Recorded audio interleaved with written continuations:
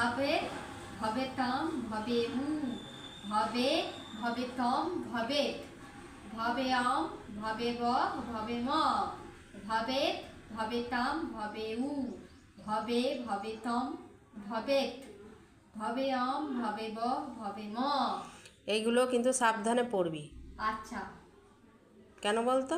সাবধান। একটা হসন্তের জন্য তোর নাম্বারটাই কাটা যেতে পারে। এখানে হসন্তও গন্ডগোল করা চলবে না, আর বিসর্গও গন্ডগোল করা চলবে না। আর এর যে কালগুলো আছে, তিনটে কালই তোকে সুন্দরভাবে কিন্তু লিখতে হবে। একটা যদি শব্দও বাদ পড়ে যায় তাহলে পুরো নাম্বারটাই কাটা যাবে। বুঝতে পেরেছিস তো? অতএব ভালো করে এই সংস্কৃতটা পড়তে হবে, সংস্কৃত ব্যাকরণটা। ঠিক আছে?